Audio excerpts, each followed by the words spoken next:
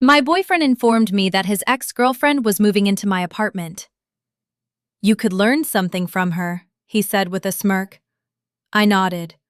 By the time he returned, his belongings were outside, the locks were changed, and I had already sent his ex one simple message. "He's yours now. His things are at the curb." My name is Tina Ham. I'm 30 years old, and until that night, I had spent 14 months convincing myself that loving Victor Hale simply required more patience than I possessed. Victor and I met during a friend's boat trip. He was 26, attractive, funny, and unusually attentive. From the moment we started talking, he seemed to understand exactly what I wanted from a man. He remembered my coffee order after hearing it once. He laughed at my worst jokes. He asked about my job and listened so closely that I believed every word mattered to him. Looking back, Victor had a gift for becoming whatever the person in front of him needed. At the time, I called it compatibility. Now, I call it camouflage. 6 months before everything fell apart, Victor moved into my apartment after telling me his landlord had suddenly raised the rent. I later discovered that his roommate had actually thrown him out because Victor repeatedly borrowed clothes, watches, and expensive cologne without asking. My apartment wasn't luxurious. It was a small one-bedroom in a quiet neighborhood, but it was mine. My name was the only one on the lease. I paid the rent, electricity, internet, and almost every other household expense. Victor occasionally bought groceries or transferred a little money toward utilities, then spoke about it as though he had financed half the building. "You know I bought food this week," he would remind me whenever I asked him to contribute more. By food, he usually meant beer, spicy chips, frozen pizza, and cereal. Still, I kept telling myself that relationships weren't always perfectly balanced. Sometimes one person carried more while the other found their footing. The problem was that Victor never seemed interested in finding his. During the first few months, I ignored the warning signs because I thought we were happy.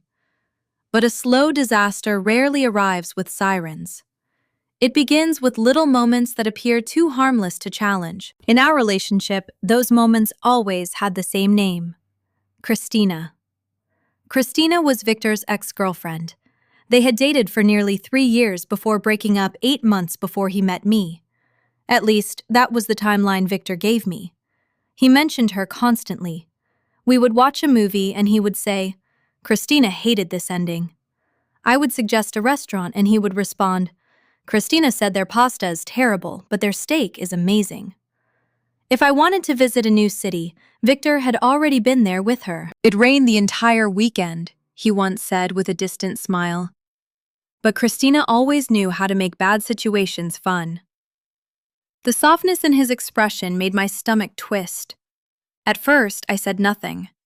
Adults had histories. I didn't want to become the jealous girlfriend who treated every ex like a threat. But Christina wasn't part of Victor's history. She followed us everywhere. 3 months into our relationship, Victor stood beside me while I cooked dinner. He tasted the sauce, frowned, and reached for more garlic. "Christina always used twice this much," he said. "Her grandmother taught her." "Did I ever tell you about their family trip to Naples?" I put down the spoon. "Can I ask you something?" Victor looked annoyed before I even spoke. "What?" "Why do you bring Christina up every day?" He stared at me as though I had asked why human beings needed oxygen. "I don't." "You do. Movies, restaurants, vacations, clothes, food. Somehow every conversation leads back to her." "We were together for 3 years, Tina. She's part of my life story." "Your past seems to come up more often than our present." His expression hardened. "You're being dramatic." That sentence became his favorite weapon. Whenever I expressed discomfort, I was dramatic. If I questioned an inconsistency, I was paranoid. If I asked him to help with bills, I was obsessed with money. I dropped the subject that night. The comparisons only became worse. A month later, we were shopping when Victor held up a dark blue sweater. "Christina bought me one like this," he said. She said this color made my eyes stand out. Then perhaps Christina should buy you this one too. His smile disappeared instantly. God, Tina, are you seriously jealous of someone I'm not even dating? You speak about her like she still has a vote in our relationship. We're friends. I froze. You still talk to her? Sometimes. How often is sometimes? He shoved the sweater back onto the rack. This is exactly why I didn't tell you. You turn everything into a problem. Somehow, by the time we left the store, I was the one apologizing. I still feel embarrassed when I remember that. While Victor became colder at home, he became more affectionate toward me online. He posted photographs of us with captions such as, "My forever woman," and "the only person who truly understands me." Then, during our anniversary dinner, he spent most of the evening texting someone beneath the table. He expected expensive gifts, but couldn't remember the name of my best friend. He knew Christina's mother's birthday, but forgot the date of my important job interview. He could recount stories from Christina's childhood, but rarely asked about mine. Eventually, I realized something that should have terrified me sooner. I was happier whenever Victor wasn't home. When he left, the apartment seemed to breathe again. I could watch television without criticism, cook without comparison, and sit quietly without being accused of having an attitude. I began working late simply because I didn't want to go home. At my office, a man named Caleb Morrison worked in accounting. We weren't close, but whenever we passed each other in the hallway, he smiled and said, "Hey, Tina." Only 2 words, yet there was warmth behind them. I wasn't planning to cheat. I wasn't imagining another relationship. But Caleb looked at me as though I were a person instead of an appliance that had failed to perform correctly. Sometimes basic kindness feels intimate when you have been starved of it. The final conversation happened on a Wednesday night. I was making stir-fry when Victor returned from the gym. He was wearing perfectly clean workout clothes, carrying his phone, and didn't have a single drop of sweat on him. He took a piece of pepper from the cutting board. "So, I need to tell you something." My stomach tightened immediately. What happened? Someone I know is losing her apartment. Her landlord is supposedly selling the building, and she needs to be out by the end of the month. You want her to stay here? Only temporarily, a month or 2. In my 1-bedroom apartment?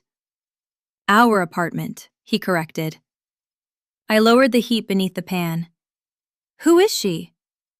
Victor suddenly became interested in his phone. Someone from my past. I waited. He sighed dramatically. Christina. The room seemed to tilt beneath my feet. Your ex-girlfriend, Christina? She's only my friend now. No. You haven't even considered it. I don't need to consider letting your ex-girlfriend move into my apartment. Victor's face tightened. She's quiet. She's respectful. She can fix almost anything. And honestly, her cooking makes yours look like survival food. He smiled as though the insult were playful. You could actually learn something from her. Something inside me became completely still. Not shattered. Still. I looked at the man standing in my kitchen, eating food I had bought, inside an apartment I paid for, while arranging for his ex-girlfriend to move into my living room. He wasn't asking because he respected my decision. He was informing me because he believed I would surrender. So I smiled. Okay. Victor blinked. Really? Sure. His entire face brightened. You're incredible. He kissed my cheek. I'll tell her. She might bring some things over tomorrow. He immediately started typing. During dinner, he ate without thanking me and casually mentioned that Christina might come over later to inspect the living room. Tomorrow, I said firmly. Not tonight. Fine. I'm going to Target, then meeting Daniel for drinks. Don't wait up. Daniel was supposedly one of Victor's closest friends. The moment Victor's car left the parking lot, I called him. Is Victor meeting you tonight? Daniel sounded confused. No, I haven't talked to him since Saturday. I stared at the half-eaten dinner on my plate. The final lie was almost disappointingly ordinary. I hung up, walked toward the hall closet, and pulled out every empty storage container I owned. I started with Victor's clothes. Shirts, jeans, gym clothes, and expensive jackets he claimed he could never afford to replace. I didn't fold anything. I packed quickly, moving through the apartment like someone evacuating before a fire. In the bedroom, I discovered a shoebox hidden beneath the bed. Inside were photographs of Victor and Christina, recent ticket stubs, and several handwritten letters. The newest letter was dated only 3 months earlier. "Forever yours," Christina had written at the bottom. For the first time that night, my hands began to shake. I placed the letter on top of Victor's clothes. Then I picked up my phone and called an emergency locksmith. The emergency locksmith arrived just before 9. He glanced from the stack of storage bins beside my front door to my face, then quietly asked, "Rough night?" "You could say that." I handed him my driver's license and the lease proving the apartment belonged solely to me. He nodded without asking any more questions and immediately started replacing both locks. The sound of metal scraping against metal echoed through the silent apartment. Every turn of his screwdriver felt strangely symbolic. With each click, another piece of my relationship disappeared forever. While he worked, I carried Victor's belongings downstairs. 3 storage bins, 2 suitcases, a garbage bag filled with shoes, his expensive jackets, his gaming headset, the coffee grinder he insisted he couldn't live without, even though I had bought it. Everything was neatly stacked beside the curb. I wasn't trying to destroy his property. I simply wanted every reminder of him outside my home. Before going back upstairs, I photographed the entire pile. Something told me I would need proof later.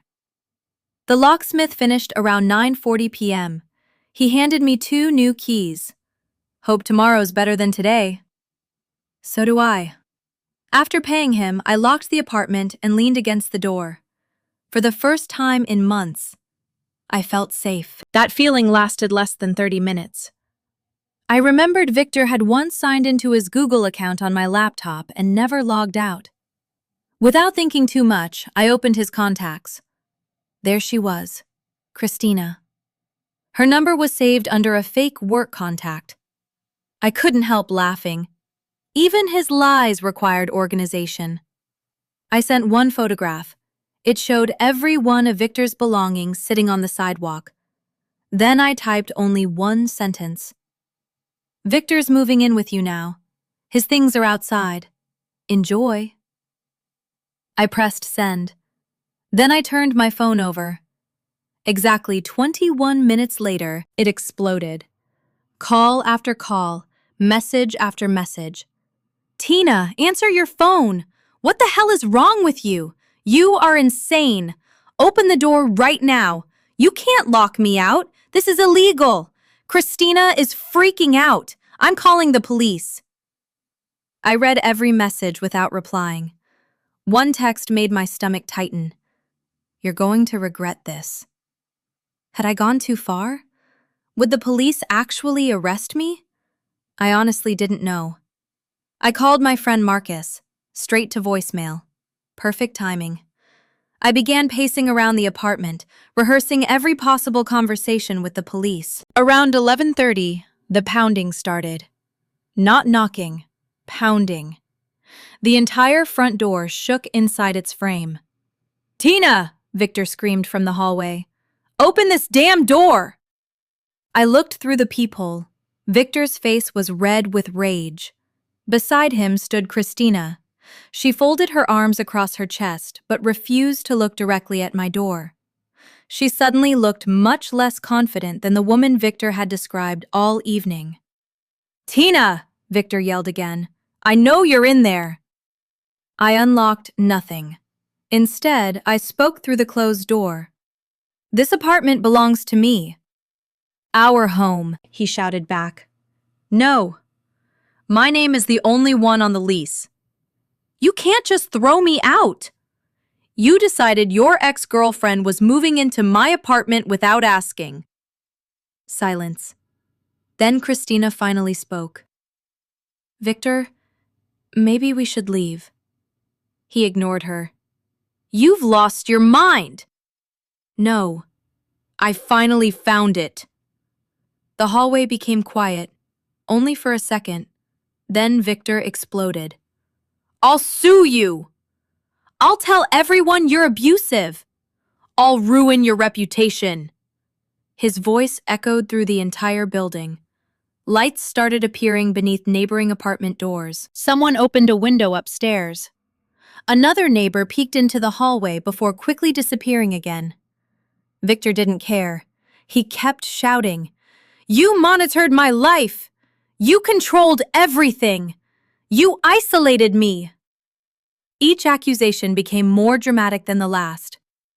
Listening from behind my own front door, I almost laughed. He had contributed almost nothing to our household, yet suddenly he was describing himself as a helpless victim trapped inside my apartment. Christina shifted awkwardly. Victor, seriously. Not now. He turned back toward my door. You have 3 seconds. I folded my arms. He began counting. 1, nothing. 2, still nothing. 3! Another long silence. Then he shouted, Fine! You forced me to do this. I heard him dialing his phone. Seconds later, his entire voice changed. It became softer, broken, almost tearful. Hello? Yes. My girlfriend threw me out in the middle of the night. He even sniffled. I have nowhere to go. I'm scared. The performance would have deserved an award. If I hadn't known him so well, I might have believed every word. 15 more exhausting minutes passed. Finally, another voice echoed through the hallway. If you two don't leave, an elderly neighbor yelled, I'll call the police myself. That finally broke the standoff. Christina grabbed Victor's arm. Let's go. He resisted for several seconds before allowing her to pull him toward the elevator. His final words echoed back through the hallway. This isn't over, Tina. The silence that followed felt almost unnatural. I barely slept. Every sound made me jump. A car door, an elevator, footsteps outside. I kept expecting police officers to knock on my door. Around 1 o'clock in the morning, my phone rang again. This time it was Daniel, not Victor, not Christina. Daniel sounded confused. Tina, Victor just called me crying. I closed my eyes. Of course he did. He said you suddenly snapped. I slowly explained everything, the comparisons, the lies, the hidden contact with Christina, the plan to move her into my apartment. Daniel stayed quiet for a long time. Finally, he sighed. He never told me any of that. I figured. Tina, moving Christina in without asking you. Another pause. That's honestly insane. I know, I don't agree with how tonight ended. I don't either. But I understand why it happened. His honesty surprised me. For the first time since Victor had walked into my life, someone believed me. The following morning, my phone filled with new messages. Victor demanded I let him back inside to collect his essential property. According to his list, the television I had purchased, my coffee machine, my grandmother's antique lamp, and somehow my cactus. The same cactus I had owned for 3 years before meeting him. I replied only once. Send me a detailed list through someone else. Anything that genuinely belongs to you will be left with the building manager. You will not enter my apartment again.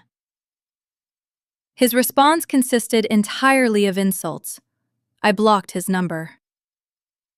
Around noon, Marcus finally returned my call. After listening carefully to everything, he gave me advice that was reassuring and terrifying at the same time. The apartment is legally yours, he said. That's good. But I hated hearing that word. If Victor can prove he lived there long enough, tenant laws could complicate things. I sat down slowly. So what do I do? Save everything. Every text. Every voicemail.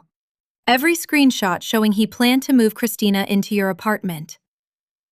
And if the police show up, stay calm. Show them your lease. Tell them exactly what happened. It wasn't the certainty I wanted, but it was enough to help me breathe. For the next several days, I waited. Every knock on the door made my heart race. Every unknown phone number felt like another disaster waiting outside. Then, on the fourth afternoon, my phone vibrated. The message wasn't from Victor. It was from Christina, and what she wrote would completely change the way I saw everything. Christina's text arrived just after lunch on the fourth day. Can you check if Victor's passport and banking documents are still there? He says they're important. If you leave them with the building manager, I'll pick them up. I promise neither of us will bother you again. I stared at the message for several seconds. There were no insults, no threats, just a simple request. I searched through the few boxes I had kept inside the apartment and eventually found a folder containing Victor's passport, several bank statements, and insurance papers. While checking one of the drawers, I also found something else. A framed photograph. Victor and Christina stood together on a beach, smiling exactly the way couples smile when they believe they'll spend forever together. The date printed in the corner caught my attention. It had been taken while Victor and I were already together. My chest tightened. So all those conversations about just being friends had never been true. I placed the photo inside the envelope without another thought. That afternoon, I left everything with the building manager. The next day, Christina collected it. According to the manager, she barely looked him in the eye. Good. At least someone involved in this mess still understood what Shane looked like. 4 days passed. No police, no lawsuit, no officers knocking on my door. For the first time since changing the locks, I finally slept through an entire night. I thought the worst was over. I was wrong. A week later, I stopped at the coffee shop near my office before work. While waiting for my order, I heard someone call my name. Tina? It was Daniel, Victor's friend. He looked uncomfortable. Can we talk for a minute? We sat near the window. Daniel glanced around before lowering his voice. Have you heard why Christina actually needed somewhere to live? I shook my head. I assumed the landlord's story was fake. It was. He slid his phone across the table. You should probably see this. My stomach dropped. The screen displayed several social media posts, a warning group, women's names, screenshots, police report numbers. The headline read, "Be careful if you see this woman." The posts described Christina secretly recording another woman's bathroom with hidden devices while staying with roommates. Another woman claimed she had discovered a concealed phone aimed toward a changing area. Then another. Then another. Several posts included photographs. Others contained screenshots of police reports. The evidence continued for pages. I looked up slowly. This is real? Daniel nodded. My cousin knows one of the women involved. I felt sick. So that's why she suddenly needed somewhere to stay. Her roommate threw her out. And Victor knew? Daniel looked away. Apparently, yes. The room suddenly felt much colder. Victor hadn't simply asked me to let his ex stay with us. He had knowingly tried to move someone accused by multiple women of secretly recording people inside private spaces into my apartment, into my home. I leaned back in my chair, unable to speak. Daniel sighed. Most of us only found out yesterday, he hesitated. Tina, you honestly dodged something much worse than a breakup. I couldn't disagree. As if on cue, Caleb walked into the coffee shop. He noticed me immediately. "Morning, Tina." Only 2 words. But after everything I'd experienced, they sounded incredibly peaceful. He smiled politely before ordering his coffee. Daniel followed my eyes and gave me a knowing smile. "You deserve someone who doesn't make your life feel like constant damage control." I laughed quietly. For now, I just deserve peace. Peace, however, wasn't finished testing me. 2 days later, Victor called from a different phone number. The moment I answered, he began screaming. "This is all your fault!" My fault? Everyone knows about Christina now. People are tagging me online. My boss saw everything. I remained silent. "You ruined my reputation," I finally answered. "No, Victor. You ruined it the day you decided protecting Christina mattered more than respecting me." He tried interrupting. I hung up, blocked the number, and went back to my day. According to Daniel, Victor's life unraveled astonishingly fast.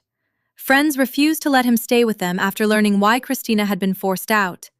His older sister initially offered them a guest room. Then one of her co-workers sent her the online posts. She waited until Victor and Christina left for dinner, packed everything they owned into garbage bags, changed her locks, left one handwritten note on the porch. "People who defend predators aren't welcome here." After that, they bounced between acquaintances. Each time someone learned the truth, they were asked to leave. Victor's support system disappeared one person at a time. Still, he refused to admit he'd made a mistake. Instead, he focused on destroying me. About 2 weeks after the breakup, my friend Derek called. "Tina, have you looked at Victor's social media?" "No." "You probably should." Using Derek's phone, I opened Victor's profile. Post after post accused me of being abusive, controlling, manipulative, violent. He claimed I had monitored his phone, isolated him from friends, threatened him, forced him to live in fear. Every word was a lie, but lies repeated often enough begin to sound believable. I calmly took screenshots of everything, downloaded every text conversation, every message where Victor discussed moving Christina into my apartment, every insult, every threat. Then I forwarded everything to Marcus. "If this ever becomes legal," I texted him, "I want every receipt." Marcus replied almost immediately. "Smart. Don't respond publicly. Let him keep talking. He's creating evidence for you." I never answered a single one of Victor's online accusations. People eventually noticed something interesting. He had endless stories. I had documentation. The difference mattered. Weeks later, Victor sent one final email from a new address. He claimed I had destroyed his future, destroyed his reputation, destroyed his career. Then he demanded money for emotional distress and temporary housing. I didn't even finish reading it. I deleted the message. Some conversations don't deserve replies. A month after everything happened, I stood inside my apartment on a quiet Saturday morning. The silence no longer felt lonely. It felt peaceful. Nothing compared my cooking. Nothing criticized my choices. Nothing reminded me of another woman. Later that afternoon, Caleb stopped by my desk. "So," he smiled nervously, "I've been wondering something." "What's that?" "Would you like to have dinner sometime?" I smiled before he even finished speaking. "I'd like that." As he walked away, I realized something surprisingly simple. Healthy people don't make you compete with ghosts. They don't weaponize your kindness. They don't ask you to sacrifice your dignity just to keep them comfortable. Victor thought changing the locks would be the cruelest thing I ever did. He was wrong. The hardest thing I ever did was finally believing I deserved better.